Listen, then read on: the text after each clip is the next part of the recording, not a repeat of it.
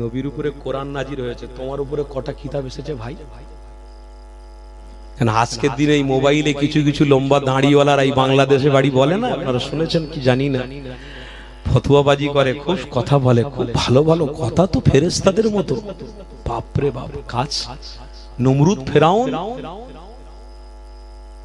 কিছু কিছু বেঈমান আছে না, কথাবার্তা বলবে দেখবেন মোবাইলে, খুব সুন্দর কথাবার্তা, কিন্তু গুছিয়ে গাছি, ফ্যান ফলোয়ার তাদের অনেক, কথাবার্তা খুব সুন্দর, আর তাদের পিছনের ব্যাগ রিপোর্ট গিয়ে দেখবেন কাজ, চলা ফেরা, ওঠা বসা হিংস্র প্রাণীর মতো।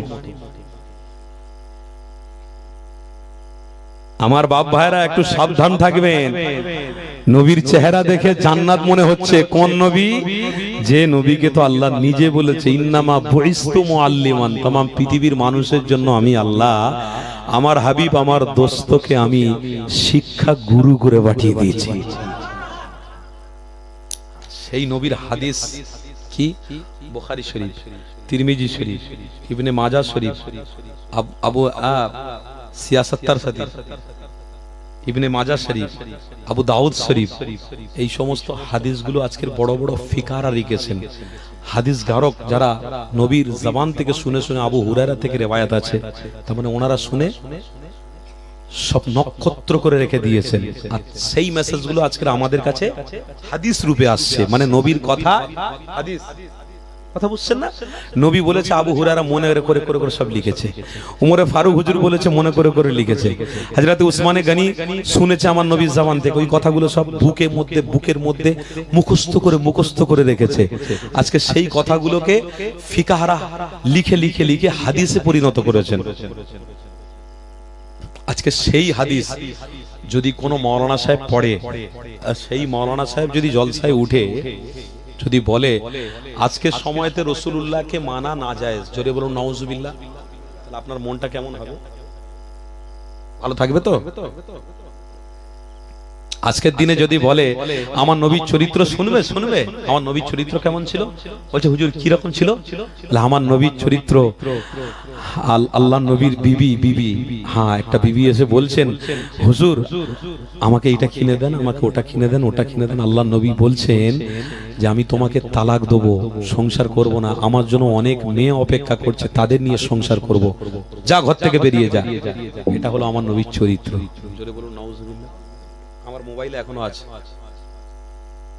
তুমি মাদ্রাসায় পড়াশোনা করে বুখারী শরীফ পড়লে, আবু দাউদ শরীফ পড়লে, মুসলিম শরীফ পড়লে, তিরমিজি শরীফ পড়লে, আর আজকে তুমি মাইকে মুখ দিয়ে পেটের জ্বালায় তুমি মিথ্যা কথা বলে বলে মানুষকে খুশি করলে।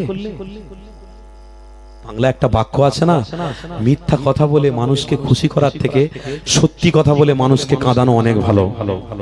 কথা ঠিক না ভুল বলছি? আজকে যদি সত্যি কথা আমি বলি, খোদার কসম করে বলছি আপনাদের ভালো লাগবে না, কিন্তু হ্যাঁ যারা নবীর গোলাম হবে তারা বলবে হুজুর আরেকটু হোক, আরেকটু হোক, আরেকটু হোক। আর যারা মিথ্যা মিথ্যা মিথ্যা প্রচার করে, মিথ্যা কথা বলবে, তাদের মানুষজন দেখবেন একদম ছেয়ে ধরবে। কেন? পুরোটাই মিথ্যা। কেন? মিথ্যায় আনন্দ লাগে, মিথ্যায় মজা লাগে। ওই গোপাল ভাঁড়ের গল্প শুনেছেন? ছোট বাচ্চা যখন কাঁদে, আব্বা আব্বা একটা গল্প বলেন,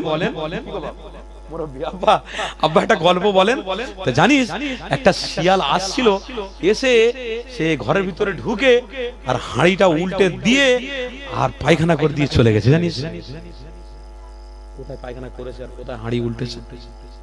গল্পের গরু বাংলা একটা কথা আছে না, গল্পের গরু গাছে ওঠে। বাচ্চা শুনতে চাইছে আর বাপ গল্প বলছে, দাদুকে ধরেছে নাতিরা, আপনি নাকি খুব ভালো গল্প বলেন, বলুন না। এই শোন না, পুকুরে ক্যাঁকড়া ছিল, ক্যাঁকড়া, ওই ক্যাঁকড়াটা এখন আস্তে আস্তে করে উপরে উঠলো, উপরে উঠে আমার পায়ে কামড় দিল, আমি এখন ছটফট করলুম, ওই ক্যাঁকড়াকে ধরে পুকুরে ফেলে দিলুম। তারপরে ওই ক্যাঁকড়ার কামড়ে আস্তে আস্তে শরীর খারাপ হয়ে গেল, তারপরে আস্তে আস্তে একটা ঝাড়ফুঁক করতে গেলুন, ঝাড়ফুঁক করে দিল, ওখান থেকে এলুন, এসে জানটা কিরম হচ্ছিল, এসে আবার চলে গেলুন কাজ করতে, আবার কাজ করতে গিয়ে সেখানে সে একজন ইট চাপা পড়ে মরে গেল। তারপরে ওখান থেকে আবার সব মিলিটারি ফোর্সরা বন্দুক নিয়ে ছুটেছে, আমরা জঙ্গলে চলে গেলুম, জঙ্গলে গিয়ে দেখি না সব বাঘ বসে আছে, বাঘের সামনে দাঁড়িয়েছি, বাঘ এরম হাঁ করছে কিন্তু আমাদের খায় না, জানিস। এই পর্যন্ত গল্প শেষ। এবার নাতি ধরবে না ধরবে না, দাদু গল্প তো শেষ হয়নি। বাঘ হাঁ করেছে মানে রহস্য আছে, কথা বুঝছেন না মুরব্বীরা? বাঘ হাঁ করেছে মানে রহস্য আছে। বলুন দাদু গল্প শেষ হয়নি। ওরা তো অত বোকা নয়, ওরাও চালাক। বাচ্চা ছেলে এবার হাঁ করেছে, বা দাদু এবার বলতে বলতে বলতে বলতে বাঘের পেটে ঢুকে আবার বেরিয়ে চলে এসেছে। তার মানে গল্পের গরু গাড়ছে উঠছে। মিথ্যাকে সম্মান দেওয়ার মতো মানসিকতা অনেকের থাকবে, কিন্তু সত্য শুনে এই রসুলের প্রেমের জায়গা অন্তরে বসানো অনেক কঠিন হয়ে থাকে। মিথ্যা কথা বলে মানুষকে হাসানোর থেকে সত্যি কথা বলে মানুষকে কাঁদানো অনেক ভালো। বাংলা একটা গল্প আছে, লোকের গল্পে লোকের বুদ্ধিতে বড়লোক হওয়ার থেকে নিজের বুদ্ধিতে গরিব হওয়া, কথা বলেন না, অনেক ভালো। আজকের জলসা কেন্দ্রিক দেখবেন প্রত্যেকের বাড়িতে কুটুম এসেছে, কিন্তু কুটুম আসার আগে, আত্মীয় স্বজনরা আসার আগে বসে বসে গল্প হয়েছে, স্বামী স্ত্রী মেয়ে সবাই বসে বসে গল্প হয়েছে। আব্বা বিরিয়ানি করলে আজকে খুব ভালো হবে। আব্বা বলেছে বিরিয়ানি করব, তা ঠিক আছে বিরিয়ানি করব। কিন্তু ওই বিরিয়ানিটা যখন বাড়িতে হয়েছে, এখন গিয়ে দেখবেন কুটুমের আত্মীয় টাত্মীয় এসে বিরিয়ানি শেষ হয়ে গেছে।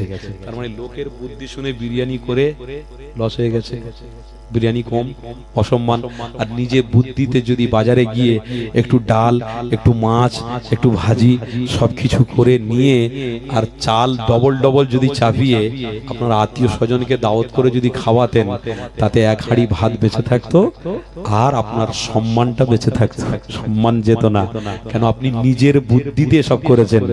লোকের বুদ্ধিতে খুশি করতে গিয়ে, বাড়িতে আত্মীয় স্বজন নিয়ে আনন্দ করতে গিয়ে আপনি যে আস্তে আস্তে অসম্মানের জায়গা ধরছেন, এটা কিন্তু আপনি বুঝতে পারছেন না। আর নিজের বুদ্ধিতে আপনার আত্মীয় স্বজন সবাইকে খাইয়ে দিয়ে তারপরে আপনি বলতেন চলো মাহফিলে গিয়ে বসলে আমার লাভ আছে, সম্মান আছে, ইজ্জত আছে।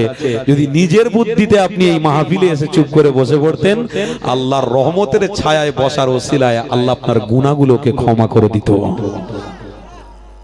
নিজের বুদ্ধিতে আপনারা এসেছেন, লোকের বুদ্ধিতে আসেননি।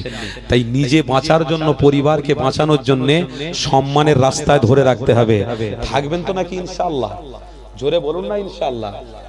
সম্মানের রাস্তা সব ছেড়ে দেবেন না তো, নিজের বুদ্ধিতে চলবেন, অপরের বুদ্ধিতে কোনোদিন চলতে যাবেন না। হাত জড়ো করে বলছি, আর মাইকে আমার মা বোনরা শুনছে, আমার আম্মা জানদেরকে বলে যাচ্ছি, আমার মায়েরা, ওই বাড়ির পাশে কোন মেয়েটা ফুস করে অক্সিজেন মারবে, ফুস করে ইনজেকশন মেরে চলে যাবে, মানে স্বামীর বিরুদ্ধে কথা চলে যাবে, আর আপনি সেই স্বামীকে অচোখে দেখবেন, ভালোবাসার চোখে দেখবেন না, এটা কিন্তু ক্ষতি আপনার হবে।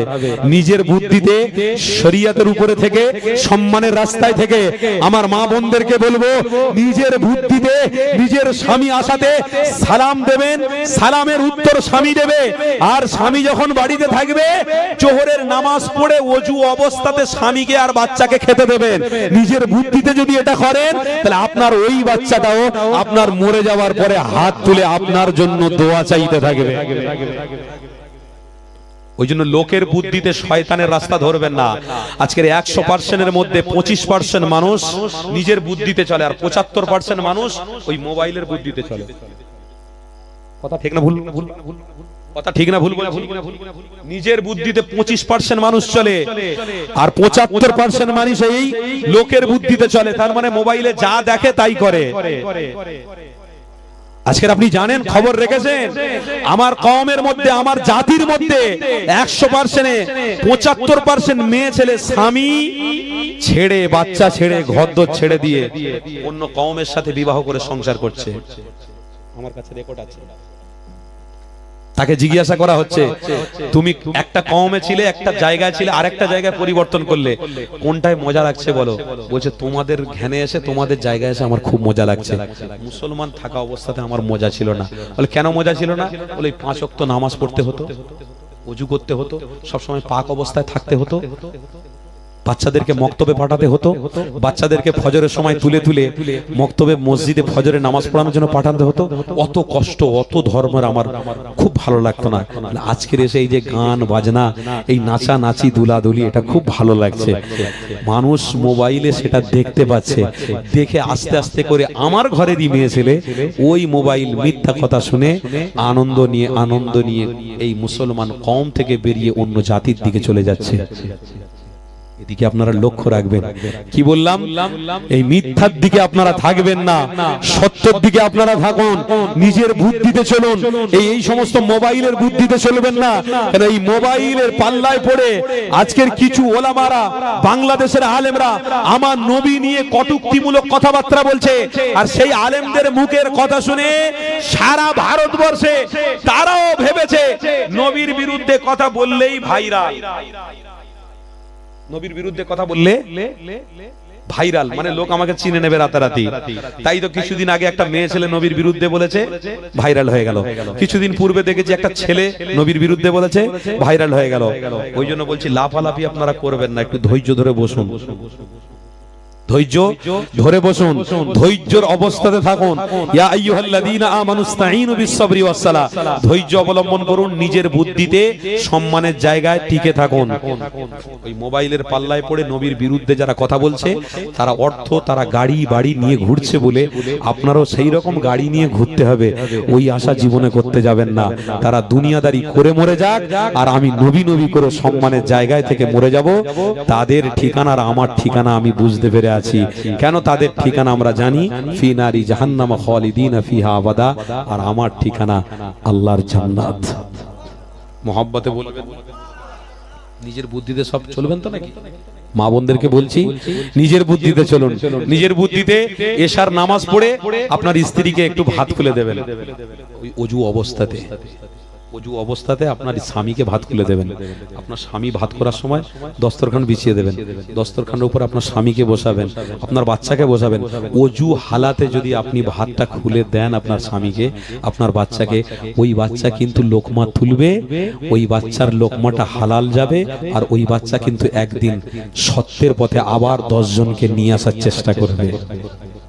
আর বিনা ওযুতে নাপাক অবস্থাতে যদি আপনি রান্না করে আপনার স্বামীকে খাওয়ান, আপনার বাচ্চাদেরকে খাওয়ান, ওই বাচ্চাটা কিন্তু বড় হয়ে সর্বপ্রথমে বাপের গলা টিপতে যাবে। এই বড় ভাইকে জমি দিয়েছিস, আমাকে দিবিনি? আমি কি গুড়নো ছেলে? আমি গুড়নো ছেলে? তাকে 2 বিঘে দিয়েছিস, আমাকে 1 বিঘে দিচ্ছিস, মানে এক্ষুনি তোর মেরে ফেল দেবো। আল্লাহর ওয়াস্তে বলে যাচ্ছি, যারা বিবাহিত, যারা অবিবাহিত, যারা বিয়ে করবেন, অবশ্যই আপনাদের হাত জড়ো করে বলে যাচ্ছি, খোদার কসম করে বলছি, নিজের স্ত্রীরা, নিজের স্ত্রীদের ওযু অবস্থাতে ভাত খাওয়ার চেষ্টা করবেন। বলুন সকলে ইনশাআল্লাহ। জোরে বলবেন না ইনশাআল্লাহ? কি গো, কষ্ট হচ্ছে নাকি আপনাদের? অসুবিধা হচ্ছে নাকি? একটু মহব্বতের তাকবীর দেন না, নারে তাকবীর। না না, আপনাদের কষ্ট হচ্ছে, একটু তাকবীর দেন না, নারে তাকবীর। সিলসিলায়ে হক মুজাদ্দিদে জামান, মাসলাকে মুজাদ্দিদে জামান, মাসলাকে আবু বকর সিদ্দিকী, দাদা হুজুরের রক্তের আগমন, বলুন মারহাবা। জনাব পীরজাদা ভাইজান হুজুর কেবলা বলুন জিন্দাবাদ। জনাব পীরজাদা ভাইজান হুজুর কেবলা বলুন জিন্দাবাদ। নারে তাকবীর। আলহামদুলিল্লাহ, দাদা হুজুরের আওলাদ কিন্তু এসে গেছেন, উনি এখনই আসবেন। দাদা হুজুরের আরেকটা নক্ষত্র আপনাদের সামনে এসেছেন। আমার ভাইকে চেনেন না? আমার ভাইকে চেনেন না? দাদা হুজুরের রক্ত গো, দাদা হুজুরের রক্ত এসেছেন। একটু মুখতাসার কথা বলবেন, তারপরে দাদা হুজুরের আরেকটা রক্ত আসবেন। অসুবিধা আছে আপনাদের? কষ্ট আছে আপনাদের? তাহলে আসেন, ভালোবাসায় মহব্বতে যা বলেছি সত্যর রাস্তায় টিকে থাকবেন। বলুন ইনশাআল্লাহ। আমার ভাই হুজুর এসেছেন, অল্প কিছুক্ষণ কথা বলবেন, তারপরে ভাইজান এখনই আসছেন। ধৈর্য হারা হবেন না, মুসাফা করবেন না। সকলকে সালাম দিচ্ছি, উত্তর দেন আসসালামু আলাইকুম। আপনারা সকলে সালাম দেন। দরুদ শরীফ আল্লাহুম্মা